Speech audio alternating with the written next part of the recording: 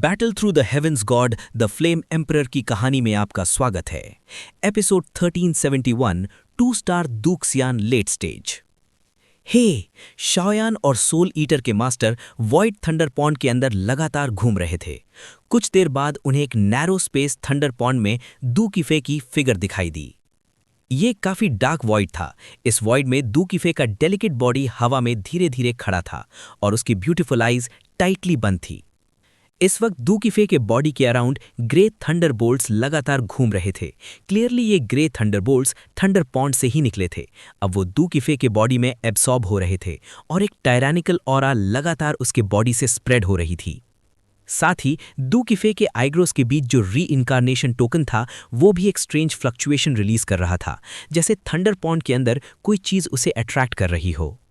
लेकिन वो fluctuation clearly कोई ऑर्डिनरी चीज नहीं थी। ये सीन देखकर शाओयान ने भौएं सिकोड़ ली।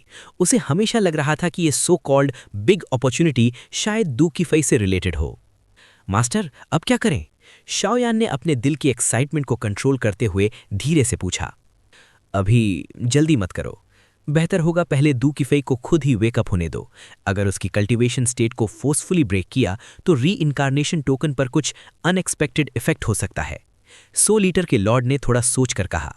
आखिर दू किफे के बॉडी में जो री इनकारनेशन टोकन है वो कोई सिंपल चीज नहीं थी, इसलिए वो अपनी सेल्फिशनेस के लिए कोई रिस्की काम नहीं करना चाहते थे।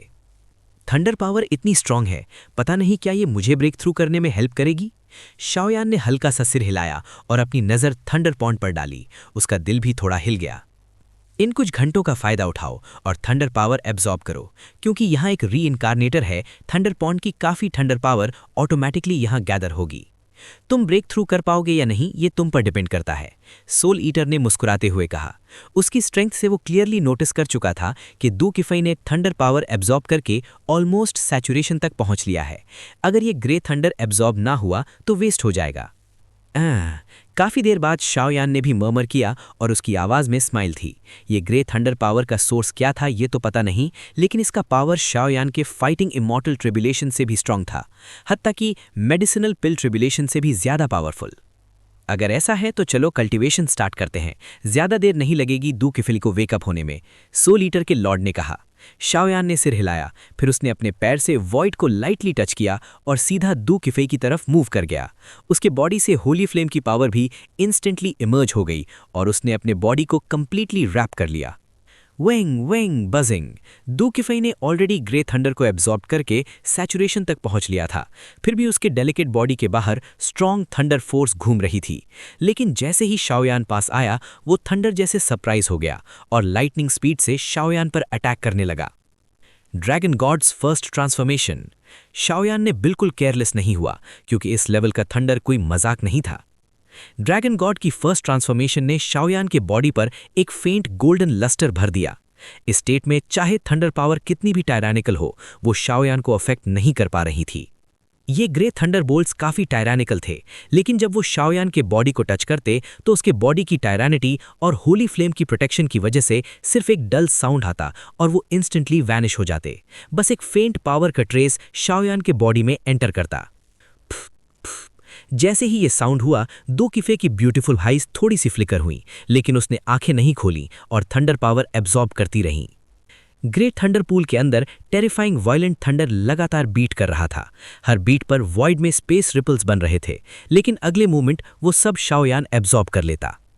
इस वक्त वॉइड थंडर पॉन्ड के डेप्थ्स में शाओयान लगातार ग्रे थंडर एब्जॉर्ब कर रहा था। उसका पूरा बॉडी ग्रेट थंडर से भरा हुआ था, जैसे कोई ग्रेट ड्रैगन हो। उसके बॉडी में डैजलिंग थंडर पावर भर चुकी थी। चाहे थंडर पावर कितनी भी टायरानिकल हो, ड्रैगन गॉड्स फर्स्ट ट्रांसफॉर्मेशन और होली फ्लेम की प्रोटेक्शन के अंदर शाओयान उसे कंटिन्यूसली रिफाइन करके प्योर पावर में कन्वर्ट करके अपने बॉडी में एब्जॉर्ब कर रहा था। ग्रे वॉइड थंडर पूल में एक लड़की और एक आदमी का बॉडी धीरे धीरे खड़ा था। लड़की के बॉडी का थंडर पावर धीरे धीरे डिसअपियर हो रहा था, जैसे वो कभी भी वेकअप हो सकती हो।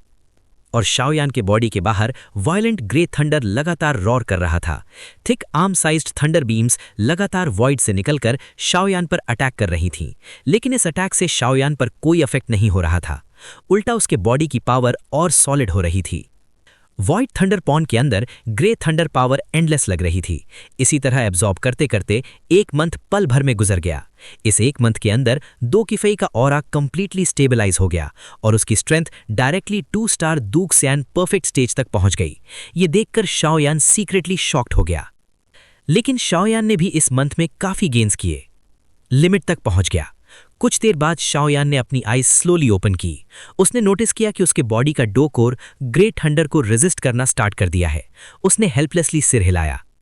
2 स्टार दूक्सियान लेट स्टेज। वो धीरे से खड़ा हुआ और कैजुअली कुछ पंचेस मारे।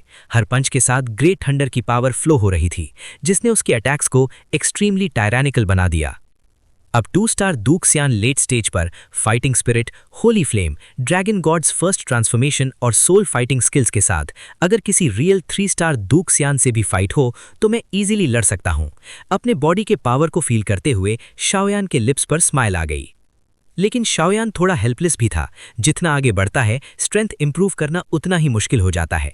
सिर्फ फेंगजुए की मिस्टीरियस एबिलिटी और होली फ्लेम को स्वॉलो करके ही वो पावरफुल बन सकता है। इसलिए होली फ्लेम को ढूंढना उसके लिए बहुत जरूरी था। Wing wing buzzing. अगले मूवमेंट शाओयान के पास खड़ी दू किफई ने अचानक अपनी ब्यूटीफुल आइज थोड़ी सी ओपन की। री इनकारनेटर की पावर। ये देखकर शाओयान शॉक्ड हो गया और तुरंत अलर्ट हो गया।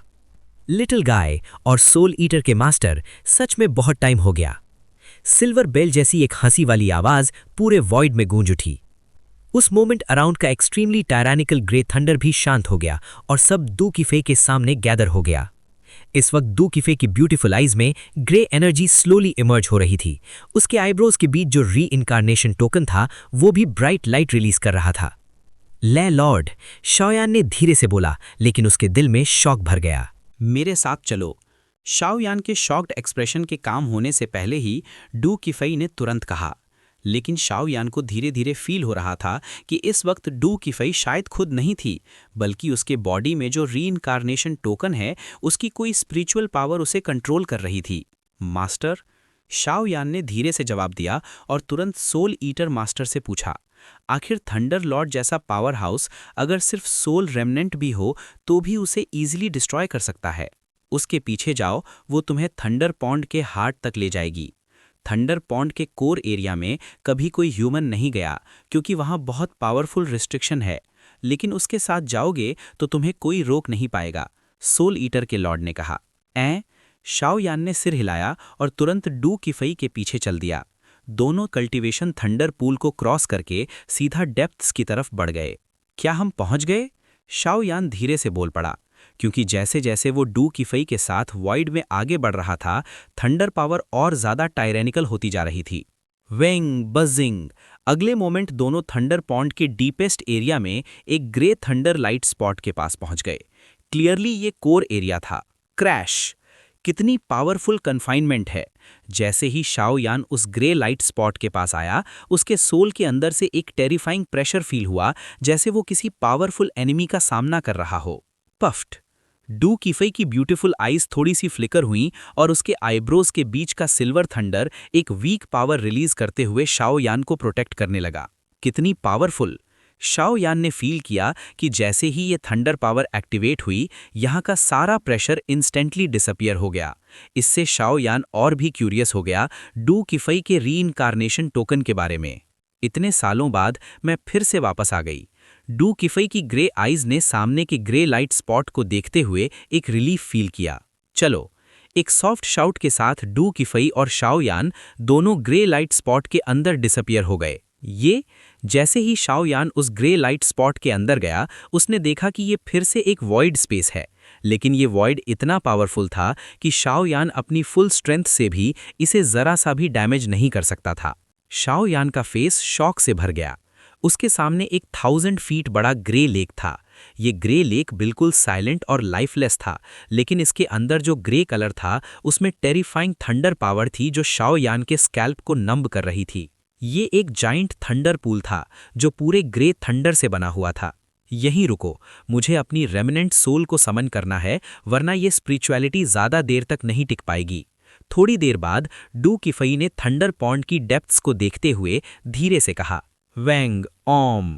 ये कहने के बाद डू किफई ने अपने हैंड्स जॉइन किए और कुछ एंशिएंट और मिस्टीरियस हैंड सील्स बनाने लगी। जैसे जैसे ये हैंड सील्स अपीयर हो रहे थे, आसपास का ग्रे थंडर धीरे धीरे डू किफई के सामने गैदर होने लगा। क्रैश। कुछ देर बाद ग्रे थंडर से एक एनर्जी बॉडी का फिगर स्लोली फॉर्म होने लगा। वो एक वुमन थी। उसके लॉन्ग सिल्वर हेयर उसकी स्कर्ट तक लटक रहे थे, जो उसकी ग्रेसफुल फिगर को और भी हाईलाइट कर रहे थे। उसके डेलिकेट बॉडी के अराउंड फेंट ग्रे थंडर घूम रहा था। वो फेंट लग रहा था, लेकिन उसमें इतनी टेरिफाइंग एनर्जी थी कि वो सब कुछ डिस्ट्रॉय कर सकती थी। थंडर लॉर्ड, काफी टाइम हो गया।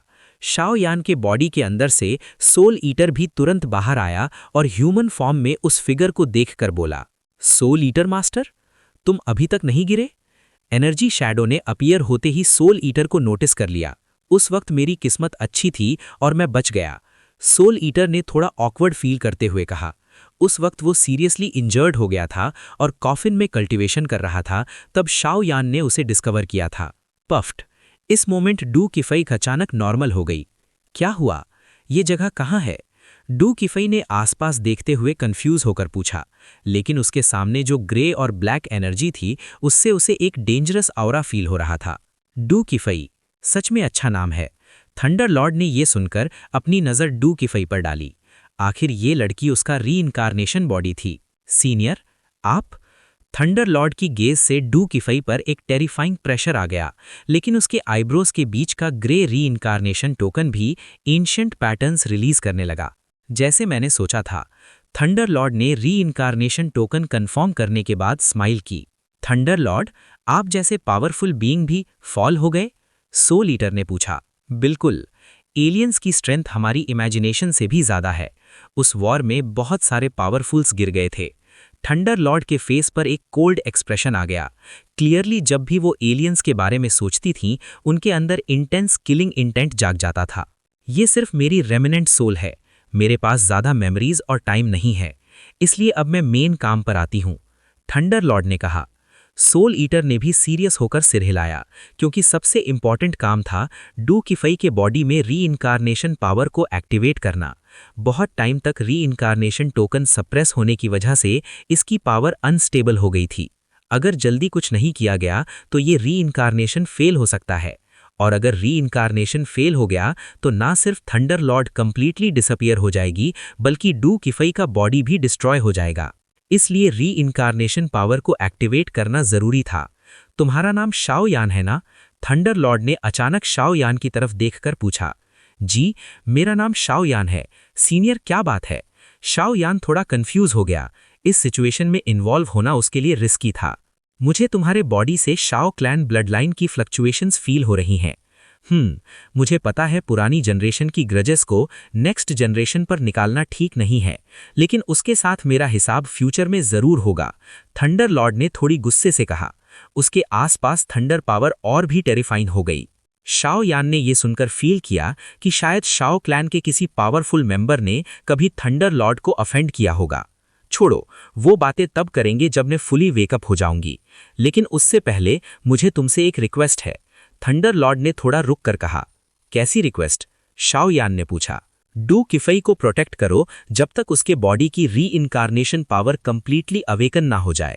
इसके बदले में तुम्हें मेरी मास्टर टेक्निक लाई दी कैनन कल्टीवेट करने का क्वालिफिकेशन मिलेगा।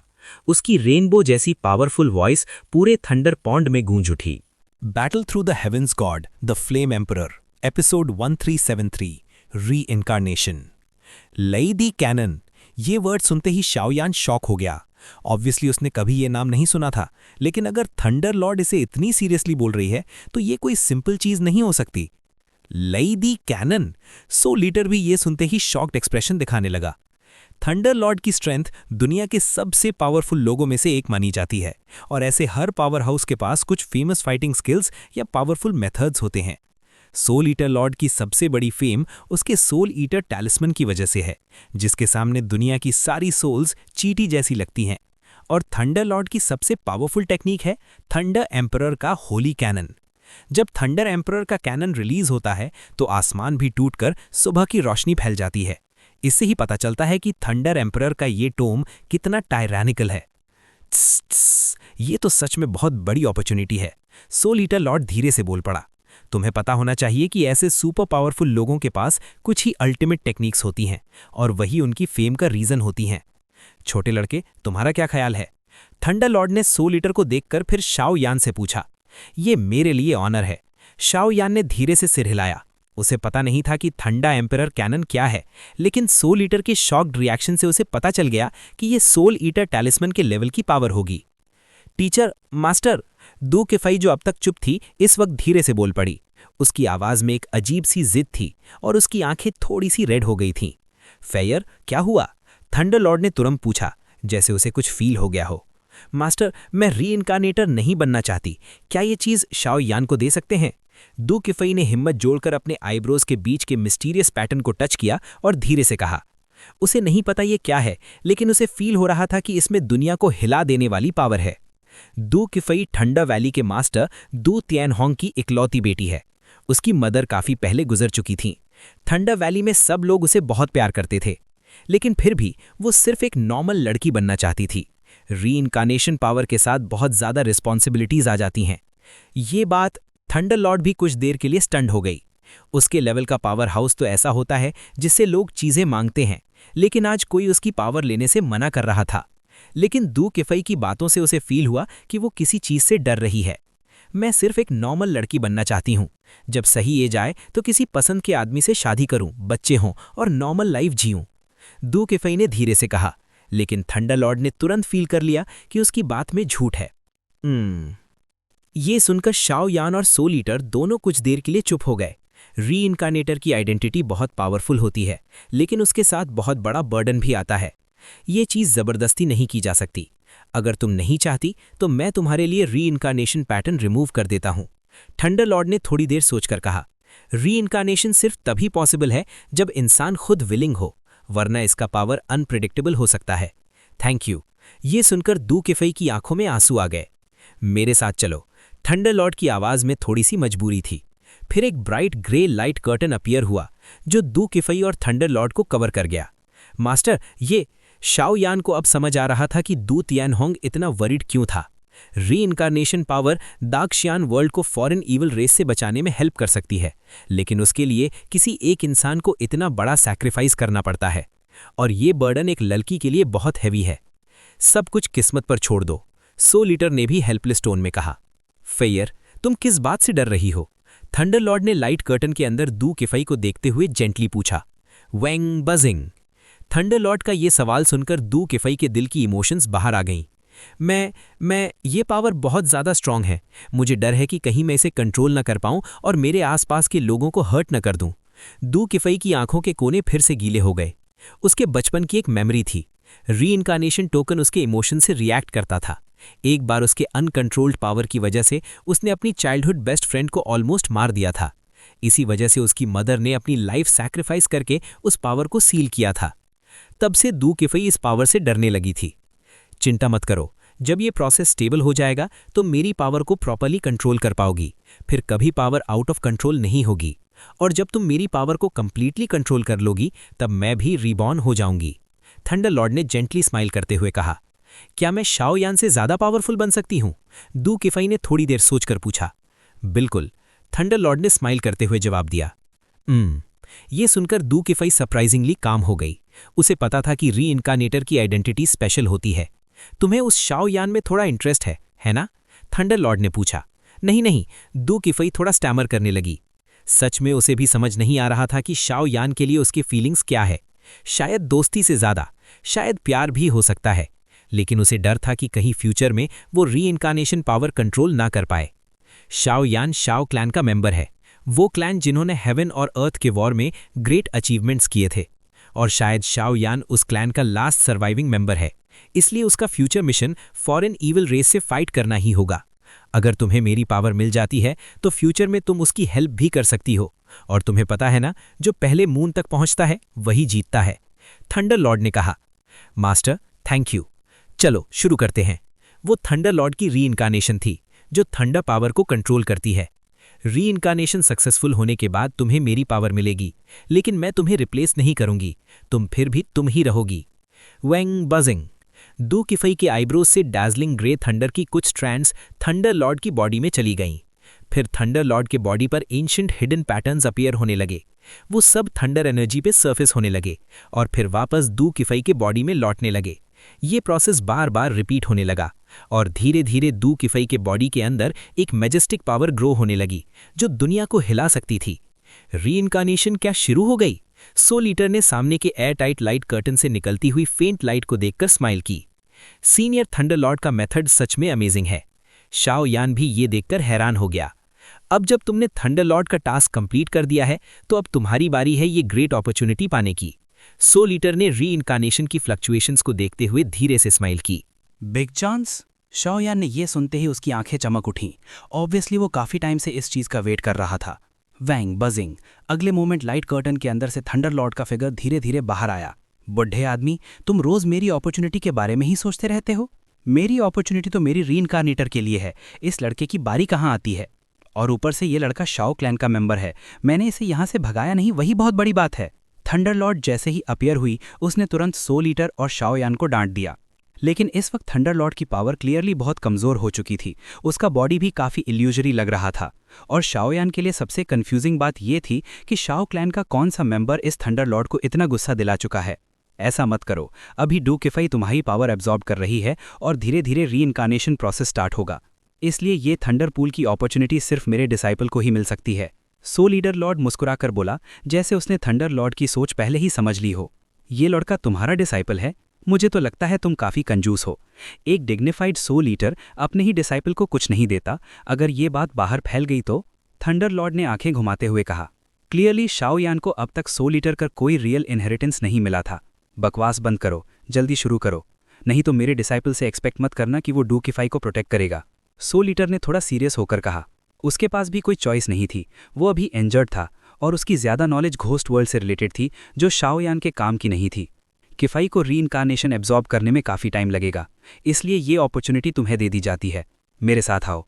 लेकिन लड़के, एक बात याद रखना, रीइंकार्नेटर की आइडेंटिटी ईवल क्लैन और कई दूसरी फोर्सेस के लिए आंखों का कांटा होती है। अगर मेरे जागने से पहले मेरी प्यारी रीइंकार्नेटर को कुछ भी हो गया तो चाहे तुम्हारे शाओ क्लैन का कोई सुप्रीम पावर हाउस तुम्हें प्रोटेक्ट करे, फिर भी मैं तुम्हें मारने के लिए चेस करूंगी। थंडर लॉर्ड ने शांत टोन में कहा, लेकिन उसकी आवाज में बहुत बड़ा किलिंग इंटेंट था। ये सुनकर शाओ यान भी थोड़ा शॉक हो गया। ओरिजिनली शाओ यान शाओ क्लैन के बारे में पूछना चाहता था, लेकिन अब जब थंडर लॉर्ड उनसे इतनी नफरत करती थी तो उसने चुप रहना ही बेहतर समझा। जूनियर अपनी पूरी कोशिश करेगा, शाओ यान ने सीरियस टोन में कहा। वैंग बजिंग। तीनों फिगर्स धीरे धीरे गायब हो गए। अगले मोमेंट वो ग्रे लेक के सेंटर में अपीयर हुए। ये 1000 झांग थंडर लेक का बिल्कुल सेंटर था। पहले सब लोग हवा में थे, लेकिन यहाँ आकर उन्होंने देखा कि लेक के बीच में एक क्रिस्टल बॉल फ्लोटिंग थी। क्रिस्टल बॉल सिर्फ एक पाम के साइज की थी, लेकिन उससे बहुत पावरफुल ऑरा निकल रहा था। ये क्या है, कोई सोल बीस्ट या फाइटिंग सोल? शाओ यान ने क्रिस्टल बॉल के अंदर बंद पावर को देखकर कहा। उसकी परसेप्शन के हिसाब से अंदर कोई फाइटिंग सोल या सोल बीस्ट हो सकता था। ये ले युआन है। ये एक स्पेशल एनर्जी बॉडी है जो मेरी थंडर पावर एब्जॉर्ब करके बनी है। तुम इसे डायरेक्टली एब्जॉर्ब कर सकते हो। ये मेरी तरफ से तुम्हें गिफ्ट है। इसे एब्जॉर्ब करने के बाद तुम्हारी बॉडी स्ट्रेंथ काफ़ी इंक्रीज हो जाएगी और तुम्हारी कल्टिवेशन ग्रोथ के लिए भी बहुत बेनिफिशियल होगा। थंडर लॉर्ड ने कामली कहा। वैंग बजिंग। थंडर लॉर्ड के बोलते ही क्रिस्टल बॉल वॉयलेंट तरीके से शेक करने लगी, जैसे उससे कोई डेंजर फील हो रहा हो। इस चीज़ में तो इंटेलिजेंस भी है। अब तुम खुद हैंडल करो। अगले मोमेंट थंडर लॉर्ड का फैंटम वापस डू किफई के इनहेरिटेंस लाइट कर्टन में चला गया। अब वहां सिर्फ शाओ यान और सोल ईटर बचे थे। आगे बढ़ो, सोल ईटर ने कहा। हियर। अगले मोमेंट लेक के सेंटर में क्रिस्टल बॉल अचानक एक्सप्लोड हो गई।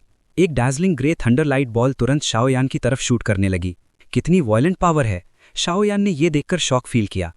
थंडर पावर में थंडर लॉर्ड की कुछ एनर्जी थी, इसलिए वो नेचुरली रेजिस्ट कर रही थी। गुलू गुलू। ग्रे ले युआन अपीयर होते ही शाओ यान के इमोशंस को फील करने लगा और कंटिन्यूसली शेप चेंज करने लगा। अगले मोमेंट वो एक ब्यूटीफुल फिगर में ट्रांसफॉर्म हो गया। शुनर? शाओ यान शॉक में बुल पड़ा।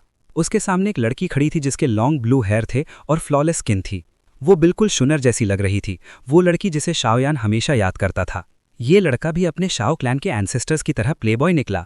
लाइट कर्टन के अंदर से थंडर लॉर्ड ने सिर हिलाकर कहा, ब्रदर शाओ यान, मैंने तुम्हारा बहुत इंतजार किया। नीचे आकर शुनर के साथ रह जाओ, ठीक है? एनर्जी शैडो मुस्कुराकर बोली। उसके लिप्स के पास 2 छोटे डिंपल्स भी अपीयर हुए।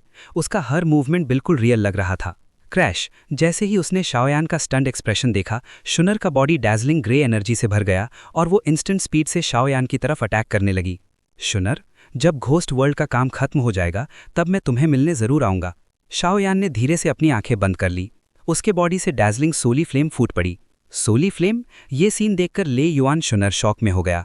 अगले मोमेंट वो पूरी तरह से शाओयान की फ्लेम्स में ट्रैप हो गया। कितना घटिया और शेमलेस है। ग्रे ले युआन अपने ओरिजिनल फॉर्म में लौटकर शाओयान पर चिल्लाया। उसकी power normally 2 star Douxian power house को भी डरा सकती थी, लेकिन शाओयान ने सोली फ्लेम यूज करके उसे इम्प्रिजन कर लिया। सोली फ्लेम की पावर के सामने वो रेजिस्ट नहीं कर पा रहा था। अगर किसी को ब्लेम करना है तो खुद को करो। तुमने उसका फॉर्म क्यों लिया? शाओयान ने सीरियस एक्सप्रेशन के साथ कहा। उसने अपना पाम उठाया और डैजलिंग सोली फ्लेम रिलीज करके उस एनर्जी को कंप्लीटली कवर करके स्वॉलो करने लगा। चाहे ले युआन कितना भी पावरफुल क्यों ना हो, शाओयान के सोली फ्लेम के सामने वो इंस्टेंटली कोलैप्स होने लगा। वैंग ओम सोली फ्लेम की पावर कंटिन्यूसली बर्न करती रही और धीरे धीरे ग्रे ले युआन का स्पिरिचुअल इंटेलिजेंस डिस्ट्रॉय हो गया। 3 घंटे बाद ले युआन का माइंड कंप्लीटली इरेज हो गया और वो सिर्फ प्योर एनर्जी बन गया। अब तुम मेरा नरिशमेंट बन जाओ, शाओयान ने अपने हाथ में चमकती ग्रे एनर्जी को देखकर धीरे से कहा। वैंग बजिंग। अगले मोमेंट शाओयान ने डायरेक्टली उस डैजलिंग ग्रे एनर्जी को स्वॉलो कर लिया। उसके साथ ही शाओयान की स्ट्रेंथ और बॉडी में अर्थ शेकिंग ट्रांसफॉर्मेशन शुरू हो गया। वैंग वैंग ग्रे एनर्जी जैसे ही शाओयान ने स्वॉलो की, वो तुरंत प्योर एनर्जी में कन्वर्ट होगी और शाओयान के लिम्स और बोन्स की तरफ दौड़ पड़ी। ये पावर शाओयान के कल्टीवेशन और सोल पावर अब्जॉर्ब करने से भी ज़्यादा पावरफुल थी, लेकिन शाओयान को फील हुआ कि अगर वो इस एनर्जी को कंप्लीटली अब्जॉर्ब करना चाहता है तो जैसे कुछ मिसिंग है। इतनी पावरफुल रे युआन एनर्जी के साथ पता नहीं मैं ब्रेक थ्रू कर पाऊंगा या नहीं। शाओयान के दिल में थोड़ा डाउट आया। उसने कुछ और नहीं बोला और आंखें बंद करके इस डैजलिंग ले युआन एनर्जी को अब्जॉर्ब करने लगा। जब से वो ग्रे ले युआन शाओयान ने स्वॉलो की थी, शुरू में सिर्फ थोड़ी सी पावर फील हो रही थी, बूम बूम बूम, लेकिन टाइम के साथ शाओयान के बॉडी के अंदर से थंडर की आवाज़ निकलने लगी। आखिर में वो आवाज़ पूरे ग्रे लेक में गूंजने लगी। उसकी पावर इतनी टेरिफाइंग थी कि कोई भी सुनकर डर जाए। तब शाओयान को समझ आया कि ले युआन को रिफाइन करना सिर्फ पहला स्टेप था। सिर्फ तभी वो इसकी पावर कंप्लीटली अब्जॉर्ब कर सकता था जब वो थंडर पावर के अटैक्स को सर्वाइव करे। थंडर लॉर्ड की थंडर पावर सच में बहुत टिरैनिकल है। शाओयान के दिल में डाउट आया। आखिर थंडर लॉर्ड जैसी पावर हाउस की पावर का सिर्फ थोड़ा सा हिस्सा भी किसी की स्ट्रेंथ को कई गुना बढ़ा सकता था। इतना इजी नहीं है इन थंडर एलिमेंट्स को अब्जॉर्ब करना। चाहे तुमने ले युआन की स्पिरिचुअल इंटेलिजेंस डिस्ट्रॉय करके उसे स्वॉलो कर लिया हो, लेकिन अगर तुम इन थंडर पावर्स को अब्जॉर्ब नहीं कर पाए तो सब कुछ फेल हो जाएगा। सोल ईटर लॉर्ड ने शाओयान को देखकर कहा। Boom boom boom. जैसे ही शाओयान ने नोटिस किया कि स्वॉलोड ले युआन चेंज हो रहा है, सडनली ग्रे लेक के अंदर huge grey thunder bolts appear होने लगे। फिर वो थंडर बोल्ट्स आसमान को चीरते हुए डायरेक्टली शाओयान पर अटैक करने लगे। इतना पावरफुल, शाओयान शॉक हो गया। इस टेरिफाइंग थंडर पावर के सामने शाओयान डॉज भी नहीं कर सकता था। वो सिर्फ देख सकता था कि थंडर उसके बॉडी पर गिर रहा है। होली फ्लेम की पावर, ड्रैगन गॉड का फर्स्ट चेंज। हश। लो थंडर साउंड्स कंटिन्यूसली घूमने लगे। फिर भी शाओयान का बॉडी थंडर के अटैक्स को कंप्लीटली रेजिस्ट नहीं कर पा रहा था और वो थोड़ा पीछे पुश हो गया। थंडर लॉर्ड के कंट्रोल में थंडर पावर दुनिया की सबसे पावरफुल थंडर पावर है, इसलिए उसकी पावर को डिवावर करना इतना ईजी नहीं है। तुम्हें इस थंडर बैप्टिज्म को सर्वाइव करना ही होगा, वरना सब कुछ फेल हो जाएगा। और एक और बात, ये भी डिसाइड करेगा कि फ्यूचर में तुम थंडर एम्परर स्क्रिप्चर कल्टिवेट करने के क्वालिफाइड हो या नहीं। थंडर एम्परर का होली कैनन तुम्हारे माइंड में तब अपीयर होगा जब दू किफाई का रीइंकारनेशन कंप्लीट हो जाएगा, और थंडर पावर ही उस कल्टिवेशन की फाउंडेशन है। सोल ईटर लॉर्ड ने कामली कहा। ये सच में इजी नहीं है। शाओयान ने आसमान की तरफ देखा। ग्रे थंडर और ज्यादा ब्राइट होता जा रहा था, लेकिन अगर उसे ले दी कैनन चाहिए था तो उसे ये सब इंड्योर करना ही पड़ेगा। क्रैश। जब शाओयान सोच रहा था तभी स्काई से एक 1000 metre grey thunder bolt roar करते हुए नीचे गिरा। वो एक फेरोशियस थंडर बीस्ट जैसा लग रहा था। डैम। शाओयान का फेस पेल हो गया। उसने डैजलिंग विंडिक्टिवनेस और होली फ्लेम रिलीज की, लेकिन कोई फायदा नहीं हुआ। जब 1000 मीटर थंडर उसके बॉडी पर गिरा, थंडर की आवाज के साथ ही उसके बॉडी से स्कारलेट ब्लड निकलने लगा। क्रैश। शाओयान रिकवर भी नहीं कर पाया था कि एक और 1000 मीटर थंडर बोल्ट उस पर गिर गया। कुछ ही मोमेंट्स में शाओयान का बॉडी थंडर के अटैक से स्कॉच्ड ब्लैक हो गया। वो बहुत मिजरेबल लग रहा था, लेकिन हर बार जब शाओयान थंडर अटैक को रेजिस्ट करता, उसके बॉडी के अंदर ग्रे थंडर एलिमेंट का थोड़ा और अब्जॉर्प्शन होता। धीरे धीरे उसके बॉडी से गोल्डन लाइट अपीयर होने लगी। उसका ऑरा भी और ज्यादा टिरैनिकल हो गया। Golden light? क्या ये ड्रैगन गॉड के सेकंड ट्रांसफॉर्मेशन का साइन है? शाओयान ने अपने बॉडी के चेंज को फील करते हुए स्माइल की। ड्रैगन गॉड के सेकंड ट्रांसफॉर्मेशन की कल्टीवेशन के लिए किसी स्पेशल हेवनली ट्रेजर का मेंशन नहीं था, इसलिए शाओयान हमेशा कंफ्यूज था। क्रैश। थंडर अटैक्स अभी भी चल रहे थे, लेकिन अब शाओयान मिजरेबल नहीं लग रहा था। उसके बॉडी से गोल्डन लाइट कंटिन्यूअसली निकल रही थी और उस गोल्डन लाइट के अंदर एक फेंट ड्रैगन रोर भी सुनाई दे रहा था। हू। थंडर पावर जो अभी तक टिरानिकल लग रही थी वो सडनली शाओयान के बॉडी से निकलने वाले गोल्डन ड्रैगन रोर से रिपेल हो गई, जैसे थंडर लॉर्ड की पावर और गोल्डन ड्रैगन किंग की पावर के बीच अभी भी गैप हो। ये ड्रैगन रेस की ऑरा है, ये कैसे पॉसिबल है? थंडर लॉर्ड शॉक हो गई। वो दू किफाई के बॉडी में रीइंकार्नेशन फ्लक्चुएशन स्टेबलाइज कर रही थी। ड्रैगन गॉड का सेकंड ट्रांसफॉर्मेशन, लॉन्ग वे। अगले मूवमेंट शाओयान के बॉडी की गोल्डन लाइट और स्ट्रांग हो गई। एक पावरफुल ड्रैगन रोर पूरे लेक में गूंज उठा। लगता है ये सेकंड चेंज थोड़ा यूजलेस है। शाओयान पहले शॉक हुआ, फिर हेल्पलेस होकर बोला। ड्रैगन गॉड के फर्स्ट ट्रांसफॉर्मेशन से शाओयान ने एक्सट्रीमली पावरफुल फिजिकल स्ट्रेंथ दी थी। इसकी वजह से शाओयान का बॉडी सेम लेवल के पावर हाउसेस से भी ज्यादा स्ट्रांग हो गया था। लेकिन ड्रैगन गॉड का सेकंड ट्रांसफॉर्मेशन सिर्फ एक एबिलिटी देता था, long way. Second transformation activate करने पर शाओयान के बॉडी से गोल्डन ड्रैगन किंग जैसा ड्रैगन ऑरा निकलता था। ये ऑरा ड्रैगन ब्लड लाइन वाले सभी बीस्ट के लिए डेडली थ्रेट था। लेकिन शाओयान के करंट सिचुएशन में ये एबिलिटी काफी टेस्टलेस थी। छोड़ो, अब जबकि सेकंड ट्रांसफॉर्मेशन ब्रेक हो गया है तो थर्ड ट्रांसफॉर्मेशन फ्यूचर में मुश्किल नहीं होगा। शाओयान ने खुद को कंसोल किया। वेट, ये क्या है? अगले मोमेंट शाओयान अपनी एनर्जी विड्रॉ करने वाला था, लेकिन सडनली डैजलिंग ले युआन एनर्जी उसके बॉडी के अंदर सर्कुलेट होने लगी। बाकी बची हुई सारी पावर टेरिफाइंग स्पीड से शाओयान के फायर एट्रीब्यूट डो कोर में फ्लड होने लगी। और इस एनर्जी के फ्लड के साथ ही शाओयान के बॉडी की grudge power suddenly sky rocket हो गई। 2 स्टार डो एक्सन कंप्लीट। लगभग 1 घंटे बाद शाओयान के लिप्स पर एक स्ट्रेंज स्माइल आ गई। उसके बॉडी के अंदर एक पावरफुल ओरिजिन फोर्स फिल हो चुकी थी। इस तरह शाओयान ने ले युआन को कंप्लीटली अब्सॉर्ब कर लिया और ड्रैगन गॉड के सेकंड ट्रांसफॉर्मेशन के साथ उसकी स्ट्रेंथ भी इंक्रीज होकर 2 स्टार डो एक्सन के परफेक्ट लेवल पर पहुंच गई। शाओयान और बाकी लोग थंडर पॉन्ड के अंदर लगभग 1 महीना हो चुके हैं, फिर भी उनके बाहर आने का कोई साइन क्यों नहीं है? थंडर पॉन्ड के अंदर खड़े कई लोग एक दूसरे की तरफ देखने लगे। उनमें से ज्यादा लोग थंडर पॉन्ड के अंदर गए थे, लेकिन कोई भी थंडर पॉन्ड के कोर एरिया तक नहीं पहुंच सका। उन्होंने थोड़ा बहुत गेन किया, लेकिन थंडर पॉन्ड की डैजलिंग थंडर पावर को ज्यादा देर तक विथस्टैंड ना कर पाने की वजह से उन्हें वापस आना पड़ा।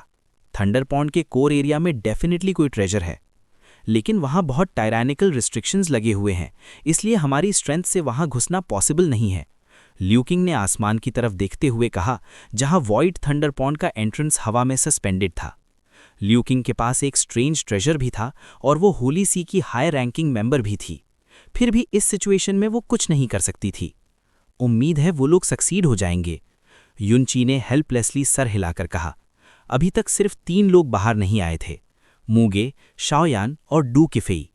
इनमें से कोई भी अगर सक्सीड हो जाता तो सबके लिए बहुत बड़ी हेल्प होती। मास्टर युन, थंडर पॉन्ड के बाहर का एरिया ऑलरेडी इविल फोर्सेस से कंप्लीटली करप्ट हो चुका है। ये थंडर पॉन्ड ही हमारा लास्ट सेफ प्लेस है और फोर्जिंग स्वॉर्ड थंडर वैली के पावर हाउसेस से भी अब तक कांटेक्ट नहीं हो पाया है, क्राउड में से एक पॉपुलर मैन ने कहा। चिंता मत करो, हम इन सब प्रॉब्लम्स को सॉल्व कर लेंगे।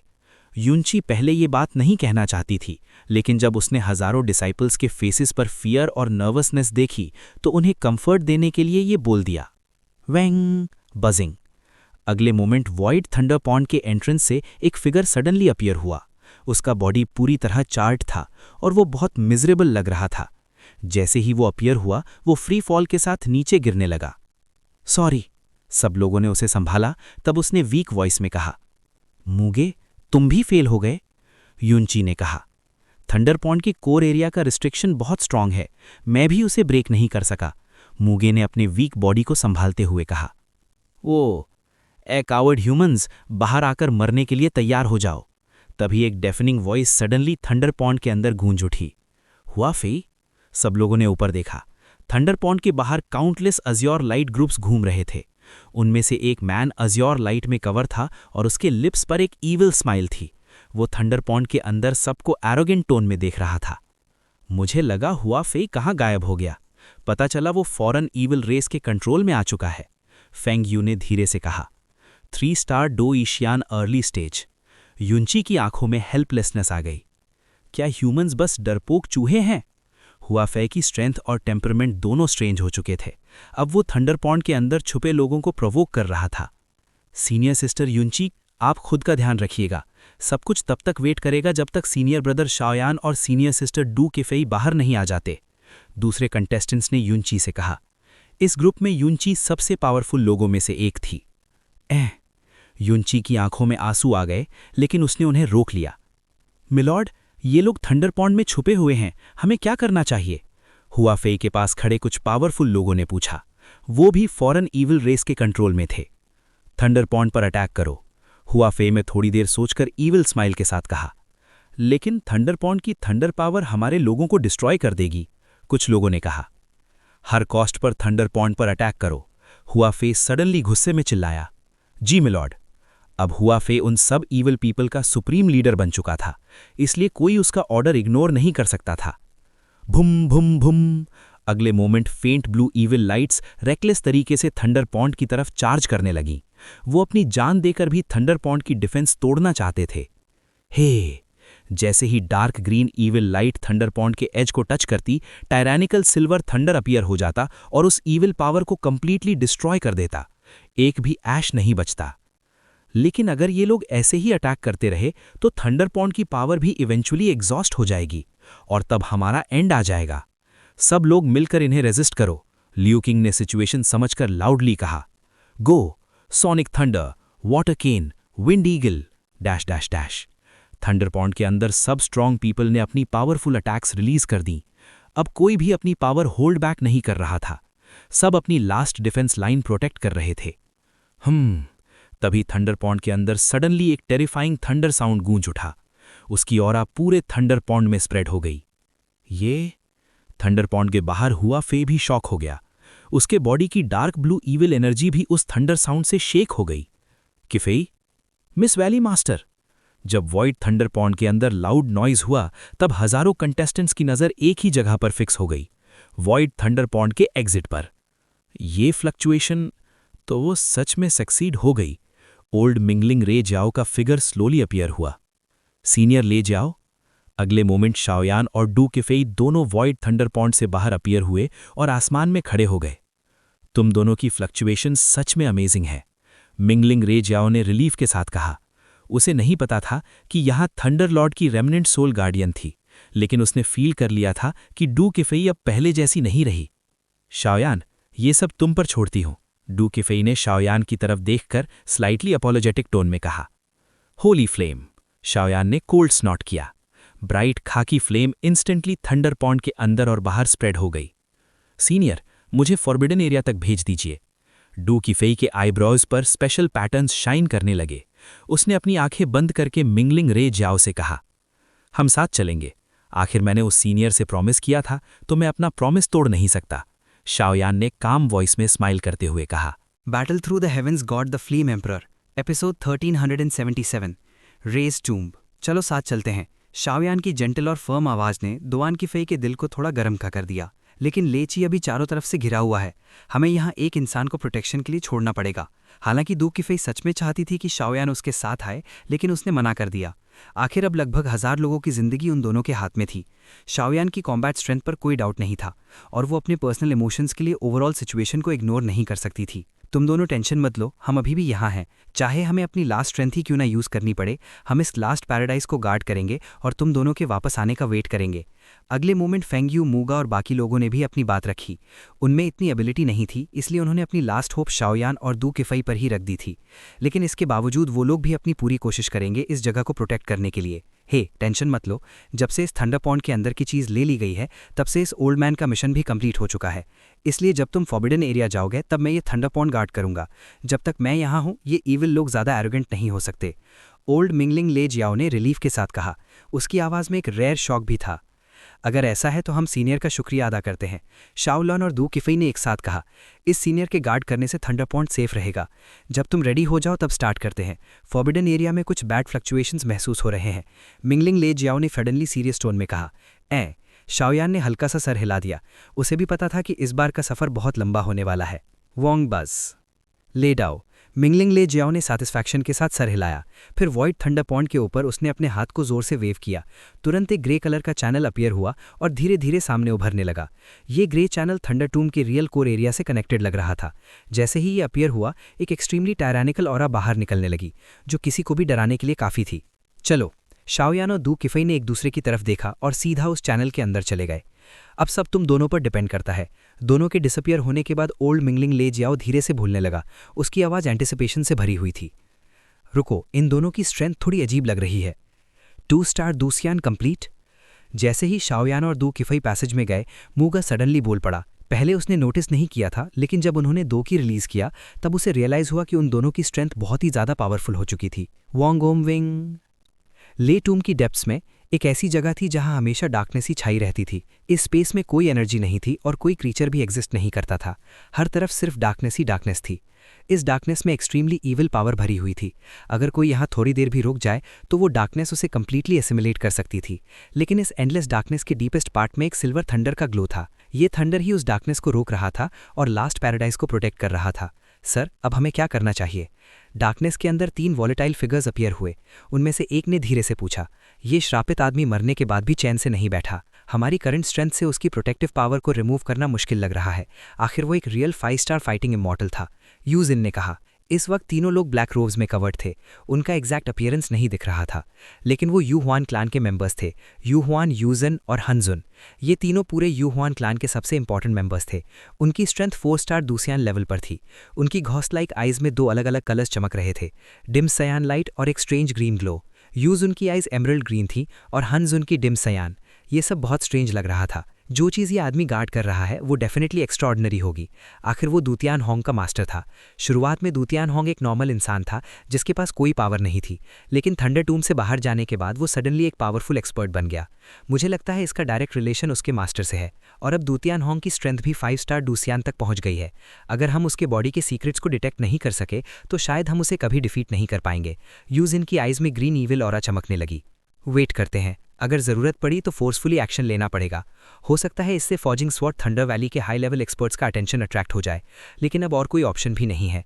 यू हुआन की आइज में strange dual colour energy flicker कर रही थी, जो इस डार्क स्पेस को और भी बिजार बना रही थी। Wing buzzing. अगले मूवमेंट डार्क स्पेस में 2 लाइट स्पॉट्स अपीयर हुए। उन्होंने इंस्टेंटली डार्कनेस की शैकल्स को तोड़ दिया और सीधा टूम के अंदर रश कर गए। Boom boom boom. यूजुन ने तुरंत रिएक्ट किया। उसने अपनी आइज नैरो की और उस मिस्टीरियस ऑरा को इंटरसेप्ट करने की कोशिश की, लेकिन सडनली एक पावरफुल प्रेशर उस पर डिसेंड हो गया। ऐसा प्रेशर जिसे वो रेजिस्ट नहीं कर पा रहा था। ये क्या हो रहा है? हनजुन ने हैरानी से पूछा। लगता है कोई टूम के अंदर एंटर कर गया है, यूजुन ने मुश्किल से कहा। अभी जो क्लैश हुआ उससे लगता है कि जो इंसान अंदर आया है वो 5 स्टार फाइटिंग इमॉर्टल से भी स्ट्रांग है, लेकिन उसकी ऑरा थोड़ी अनस्टेबल लग रही है। Bang bang bang. जो 2 फिगर्स टूम की तरफ रश कर रहे थे उन्होंने डार्कनेस को ब्रेक कर दिया और टूम के अंदर एंटर कर गए। तुम ठीक हो? शाओयान ने अभी अभी 3 extremely powerful evil auras feel की थी। उसके बॉडी के अंदर होली फ्लेम रैपिडली स्पिन करने लगी। वो एक्शन लेने ही वाला था कि दू किफई ने पहले मूव कर दिया। श्श, मैं ठीक हूँ, दू किफई ने धीरे से कहा, लेकिन उसके क्लीन फोरहेड पर स्वेट बीट्स क्लियरली दिख रहे थे।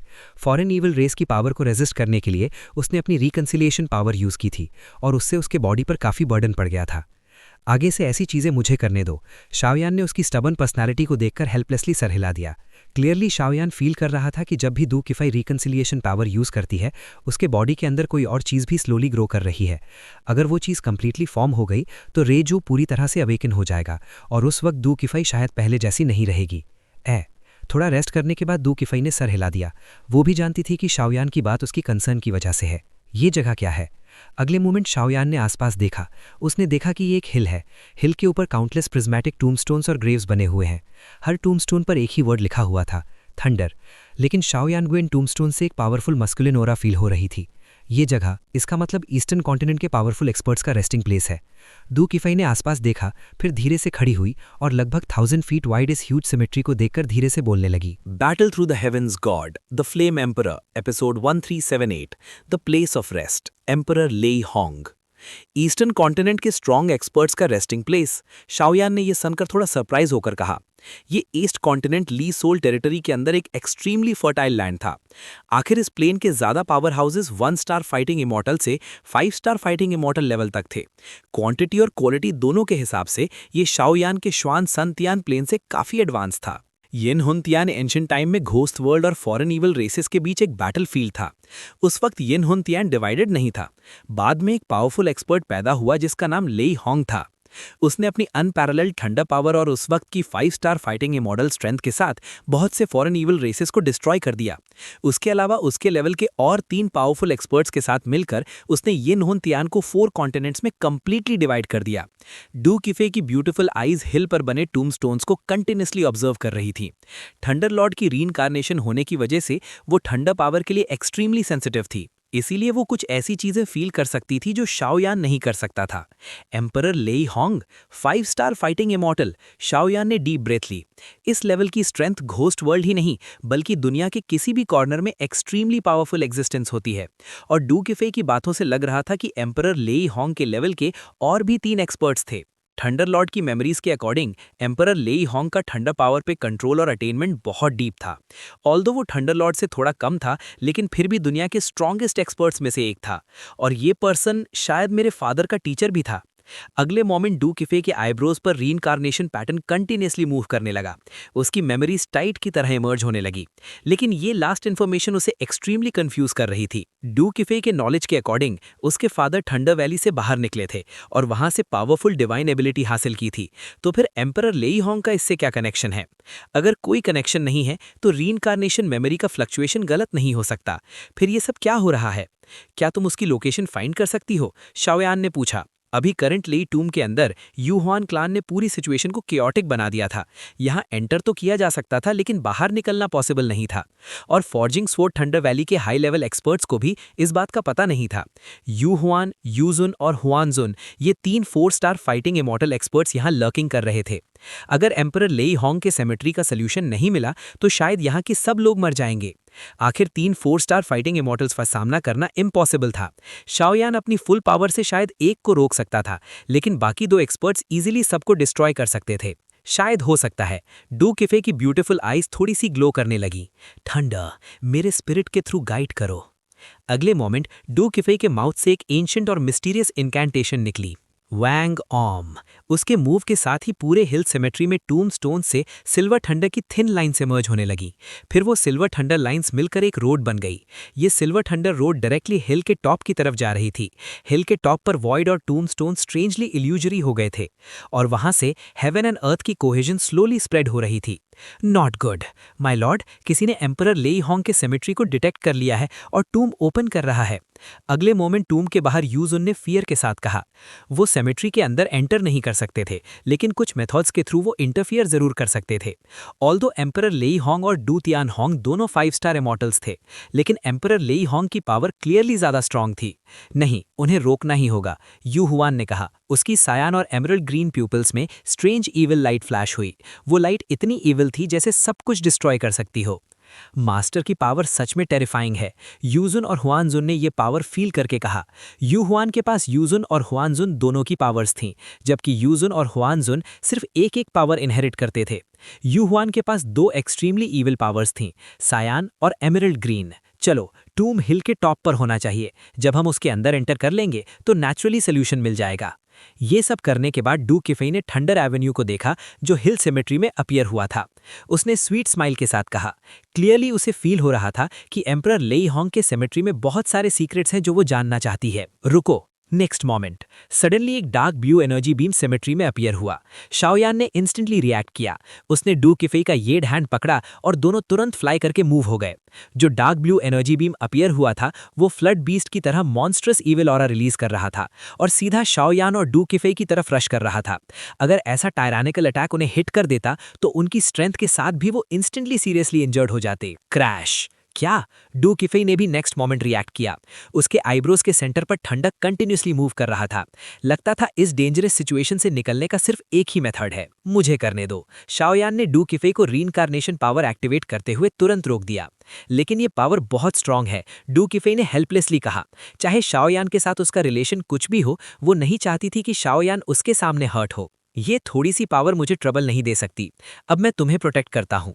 हो सकता है फ्यूचर में मुझे तुम्हारी स्ट्रेंथ पर डिपेंड करना पड़े इस ग्रेट वर्ल्ड को प्रोटेक्ट करने के लिए। शाओयान की डीप वॉइस स्लोली साउंड हुई। उसका बॉडी सडनली हॉट हो गया। खाकी कलर्ड फ्लेम्स उसके अराउंड सर्कुलेट करने लगी। होली फ्लेम की पावर, ये कैसे पॉसिबल है? ब्लैक रोब में छिपा हुआ स्ट्रेंज फिगर भी शॉक हो गया। उसने शाओयान के बॉडी से निकल रही डैजलिंग फ्लेम को फील किया। वैंग ऑम। खाकी फ्लेम्स शाओयान के फिस्ट को लैप कर गईं। फिर बिना किसी फैंसी मूव के उसने सीधा डार्क ब्लू लाइट बीम पर पंच मारा। उसका एम उस बीम को डिस्ट्रॉय करना था। होली फ्लेम की पावर टायरानिकल है, लेकिन तुम्हारी स्ट्रेंथ अभी बहुत वीक है। चलो कोई बात नहीं, आज का दिन होली फ्लेम और एम्परर लेई होंग दोनों को सप्रेस करने का दिन होगा। ये कहकर यू हुआन ये सेमेट्री से आ रही ठंडा पावर को इग्नोर किया और अपनी ह्यूज पावर से शाओयान को कंप्लीटली डिस्ट्रॉय करने की कोशिश की। वॉन्ग बज। ये वेव काफी फेमिलियर लग रही है।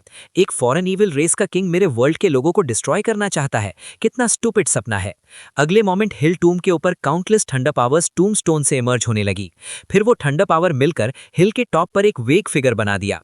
उस ब्लर्ड फिगर की वॉइस एक्सट्रीमली एंशिएंट और डीप थी। उसके अराउंड फियर्स ठंडा पावर सर्कुलेट कर रही थी और वो शाओयान और डू किफई को काइंडनेस के साथ देख रहा था। Battle Through the Heavens God, The Flame Emperor, Episode 1379, A Lost Legacy. ले एम्परर लेई होंग। सेमेट्री के बाहर डार्कनेस में shrouded Phantom eyes suddenly solid हो गईं। फिर उनकी नज़र सेमेट्री के अंदर खड़े ब्लर्ड फिगर पर टिक गई और एक शॉक्ड वॉइस सुनाई दी। Ghost clan. एक छोटी सी घोस्ट क्लैन मेरी टेरिटरी में घुसने की हिम्मत करती है। सच में पागलपन है। ब्लर्ड फिगर के लिप्स के कॉर्नर पर हल्की सी स्माइल आई। हिल सेमेट्री पर काउंटलेस टूमस्टोन से स्ट्रेंज थंडर पावर इमर्ज होने लगी। फिर वो थंडर पावर धीरे धीरे कंडेंस होने लगी। उस वक्त एक इनकम्पैरेबल ओवरलॉर्ड ऑरा स्लोली अपीयर होने लगा। नॉट गुड, जल्दी पीछे हटो। ये सीन फील करते ही यू हॉर्न भी पीछे हटने लगा। ले मांग। एक मैजेस्टिक वॉइस पूरी दुनिया में गूंज उठी। उसी मोमेंट स्काई में काउंटलेस थंडर पावर्स अपीयर हुईं और सराउंडिंग डार्क स्पेस पर अटैक करने लगीं। उनकी मोमेंटम इतनी टेरिफाइंग थी कि देखकर ही डर लग रहा था। गुलुलू। यू हॉर्न और उसके साथी ओरिजिनली एम्परर लेई होंग के टूम पर अटैक करके उसकी लास्ट स्ट्रेंथ डिस्ट्रॉय करना चाहते थे। फिर स्वॉर्ड फोर्जिंग थंडर वैली के साथ कंप्लीट वॉर स्टार्ट करना चाहते थे। लेकिन उन्होंने एक्सपेक्ट नहीं किया था कि एम्परर लेई होंग ने भी एक बैकअप पावर छोड़ रखी होगी। वो डैज़लिंग थंडर पावर उनका पीछा करने लगी और वो लोग हर तरफ भागने लगे, एक्सट्रीमली एम्बैरेस्ड। मेरे टूम के अंदर एंटर करो, आखिर मेरी स्ट्रेंथ भी लिमिटेड है, ब्लर्ड राइकेजे ने सॉफ्टली कहा। उसकी वॉइस जेंटल थी, चाहे वो शाओयान के लिए हो या डूकीफी के लिए। शाओयान और डूकीफी ने हल्का सा सिर हिलाया। फिर दोनों ने पेरीफेरी की तरफ देखा। कंफर्म करने के बाद कि यू हॉर्न और उसके लोग टेम्पररीली अंदर नहीं आ सकते, वो थंडर रोड फॉलो करते हुए हिल के टॉप की तरफ बढ़ने लगे। हिल के टॉप पर स्पेस थोड़ा डिस्टॉर्टेड लग रहा था, जैसे वहां कोई एक्सट्रीमली पावरफुल रेस्ट्रिक्शन लगा हो। पुफ, क्या टिरैनिकल कोवर्जन है। शाओयान और डूकीफी जैसे ही हिल के टॉप पर पहुंचे, एक बोन पियर्सिंग थंडर फोर्स उनके बॉडीज पर कंटिन्यूसली इम्पैक्ट करने लगी। इससे उनके फेसेस इंस्टेंटली पेल हो गए। इस लेवल का प्रेशर 2 स्टार डोसियान परफेक्शन एक्सपर्ट्स के लिए भी काफ़ी हैवी था। वॉन्ग ऑम। अगले मोमेंट उन दोनों की बॉडी से ग्रे थंडर पावर इमर्ज होने लगी। उसके बाद उन्हें थोड़ा बेटर फील हुआ। ये grey thunder power actually thunder Lord की पावर थी। Wong buzzing. थोड़ी देर बाद ग्रे थंडर के रैपिंग के साथ शाओयान और डूकीफी के फिगर्स सडनली हिल के टॉप से डिसअपियर हो गए। क्रैश। जैसे ही उन्होंने आंखें खोली, वो एक कंप्लीटली डिफरेंट जगह पर खड़े थे। जी स्ट्रॉन्ग और पावरफुल सिल्वर थंडर वॉल के अराउंड रोर कर रही थी। वो थंडर टिरैनिकल लग रही थी, लेकिन एक्चुअली ये जगह गार्ड कर रही थी। ये शाओयान की प्यूपल्स सडनली श्रिंक हो गईं, जैसे उसने कुछ इंपॉर्टेंट फील किया हो। ये एम्परर लेई होंग का रेस्टिंग प्लेस है, डूकीफी ने काम टोन में कहा। उसकी beautiful eyes slowly surroundings observe कर रही थीं। ये एक एक्सट्रीमली ह्यूज स्पेस था। इस स्पेस में कोई डेकोरेशन नहीं था, सिर्फ सेंटर में एक ह्यूज बागवा फॉर्मेशन था और बागवा फॉर्मेशन के सेंटर में एक ब्रॉन्ज कॉफिन क्वाइटली प्लेस्ड था। उस कॉफिन से एक टेरिफाइंग ऑरा स्लोली स्प्रेड हो रही थी। क्या ये वही जगह है जहां एम्परर लेई होंग फॉल हुआ था? शाओयान ने पूछा। शायद हाँ। आउटसाइडर्स सिर्फ इतना जानते हैं कि थंडर टूम में बहुत अपॉर्चुनिटीज़ हैं, लेकिन उन्हें ये नहीं पता कि थंडर टूम एक्चुअली ईस्टर्न कॉन्टिनेंट के स्ट्रॉन्ग एक्सपर्ट्स का रेस्टिंग प्लेस है और उनमें एम्परर लेई होंग सबसे रिप्रेजेंटेटिव फिगर है। हमारी फोर्जिंग थंडर वैली में सिर्फ मेरे फादर के पास एम्परर लेई होंग के टूम का एंट्रेंस है, इसलिए हम यहाँ एंटर कर पाए हैं। शायद ये सिर्फ कोइंसिडेंस है, डू किफी ने कहा। एम्परर लई होंग में ऐसा क्या स्पेशल है? शाओयान ने पूछा। एम्परर लई होंग के पास ईविल सीलिंग के बहुत पावरफुल मेथड्स थे। ऐसा भी कहा जाता है कि उसने थंडर टूम में कुछ ट्रेजर्स छोड़े थे। इवन यंगर जनरेशन के लोग भी उन ट्रेजर्स का यूज करके फॉरेन ईविल रेसेस को सप्रेस करते थे। बस पता नहीं उस सीनियर की इनहेरिटेंस अभी भी एग्जिस्ट करती है या नहीं। ये बोलते वक्त डू किफी ने शाओयान की तरफ देखा। क्लियरली शाओयान एक परफेक्ट इनहेरिटर हो सकता था। अगर ऐसा है तो चलो देखते हैं यहाँ का मिस्ट्री क्या है, शाओयान ने सिचुएशन समझने के बाद कहा। ठीक है, लेकिन सब कुछ केयरफुली करना होगा, और मेरे बॉडी में थंडर पावर होने की वजह से चाहे ये चीज़ गुड हो या बैड, मैं इसे टच नहीं कर सकती, डू किफी ने सर हिलाकर कहा। एम्परर लई होंग और लई झू दोनों पावरफुल थंडर एट्रीब्यूट एक्सपर्ट्स थे, इसलिए उनकी पावर्स का क्लैश अनप्रेडिक्टेबल हो सकता था। तो फिर ये काम मुझे करने दो। सीनियर, माफ कीजिएगा, शाओयान ने अपने हैंड्स ज्वाइन करके धीरे से कहा। क्रैश। अगले मोमेंट शाओयान आगे बढ़ा और बागवा फॉर्मेशन के सेंटर में रखे ब्रॉन्ज कॉफिन की तरफ बढ़ने लगा। केयरफुल रहना, ये बागवा फॉर्मेशन सिंपल नहीं है, डू किफी ने वॉर्न किया। ठीक है, शाओयान ने सर हिलाया। उसने अपनी डैज़लिंग सोल पावर एक्टिवेट की और उसके अराउंड स्ट्रॉन्ग डिफेंसिव लेयर बना ली। फिर वो स्लोली बागवा फॉर्मेशन के एज के पास जाकर उसे स्टडी करने लगा। बागवा फॉर्मेशन एक ह्यूज डिस्क की तरह लग रहा था। पहले वो डर लग रहा था, लेकिन जैसे ही शाओयान पास गया, उस डिस्क से strange rays of light emerge होने लगी। अपनी पावरफुल सोल परसेप्शन से शाओयान ने रियलाइज किया कि ये रेज एक्चुअली थंडर पावर थीं, और उन थंडर पावर्स के अंदर काउंटलेस टाइनी रून्स डेंसली पैक्ड थे। वो रून्स स्ट्रेंज तरीके से सर्च कर रहे थे, जैसे दुनिया के सबसे लॉयल गार्ड्स जो ब्रॉन्ज कॉफिन को प्रोटेक्ट कर रहे हों। इसे कैसे ब्रेक करें? शाओयान थोड़ी देर के लिए डीप थॉट में चला गया। क्लियरली ये बागवा फॉर्मेशन ईजिली ब्रेक होने वाला नहीं था। कैन कुन बागवा, इन और यांग लॉ बोरो करो, ब्रेक। अगले मोमेंट शाओयान के अंदर सोल ईटर अपीयर हुआ। उसके साथ शाओयान के बॉडी से टिरानिकल ऑरा स्लोली स्प्रेड होने लगी। सोल ईटर अपीयर होते ही ओरिजिनली इंडिस्ट्रक्टिबल बागवा फॉर्मेशन सडनली सप्रेस हो गया, जैसे किसी सुपीरियर पावर के सामने झुक गया हो और इंस्टेंटली कोलैप्स हो गया। ये इतनी आसानी से ब्रेक हो गया? शाओयान शॉक में पड़ गया। उसे सोल ईटर मास्टर की ट्रू आइडेंटिटी का पता नहीं था, इसलिए वो काफ़ी सरप्राइज्ड हो गया। इस ब्रॉन्ज कॉफिन के अंदर क्या है? बागवा फॉर्मेशन ब्रेक होने के बाद शाओयान का हार्ट एक्साइटमेंट से धड़कने लगा।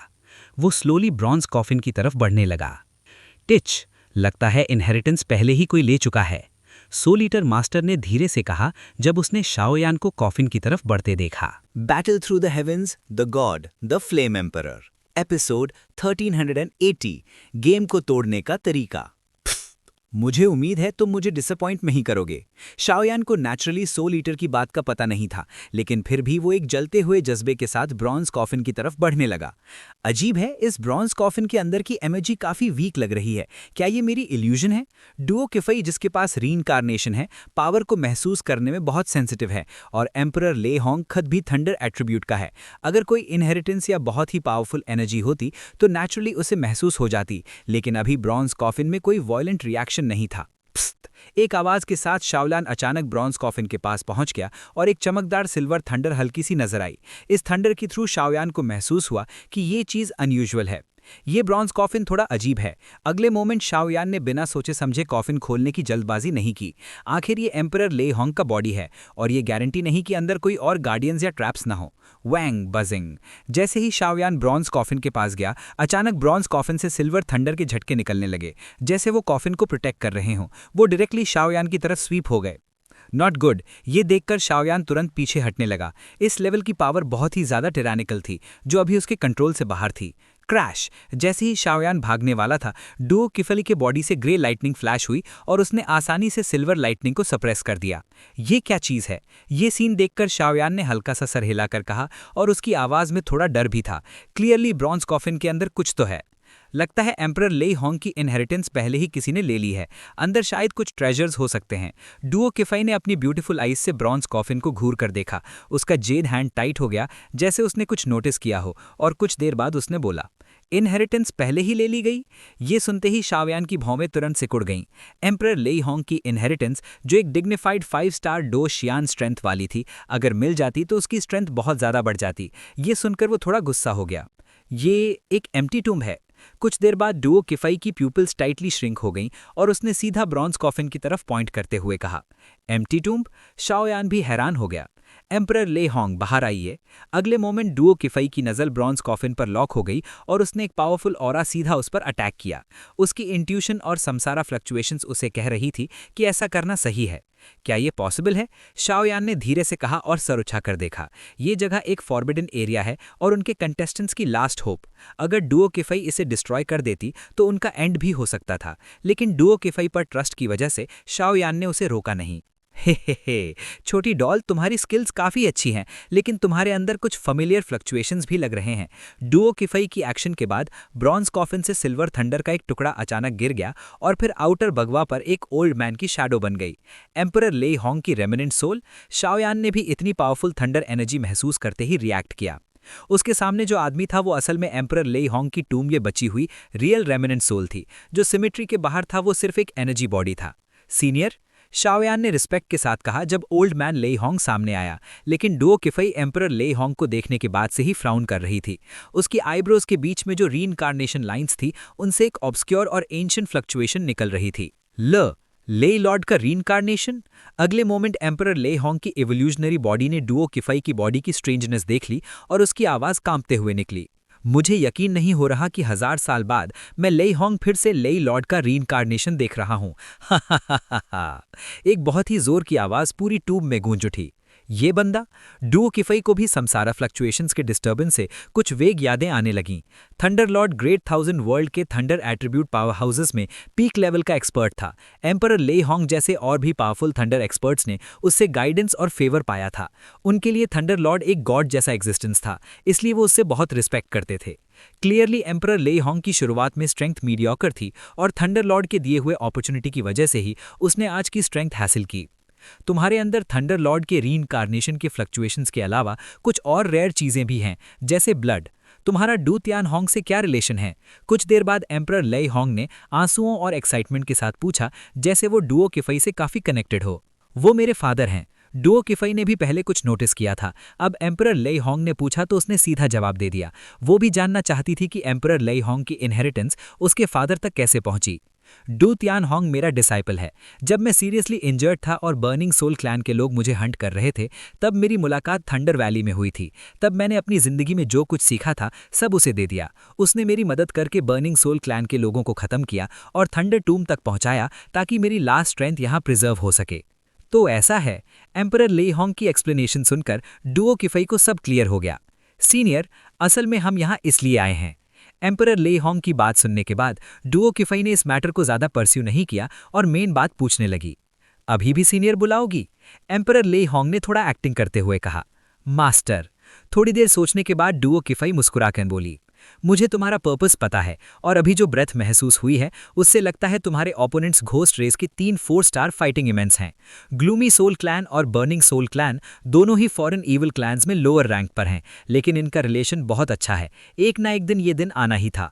हालांकि तुम दोनों 2 स्टार डोशियान कॉन्ज्यूमेट हो, फिर भी उनका सामना करना इम्पॉसिबल नहीं है। क्या तुम्हें पता है थंडर लॉर्ड ने मुझे उस वक्त क्या चांस दिया था? एम्परर लेई होंग ने हल्का सा स्माइल करते हुए कहा। उसकी आवाज प्राइड से भरी हुई थी। लेई डाई स्टेप्टर।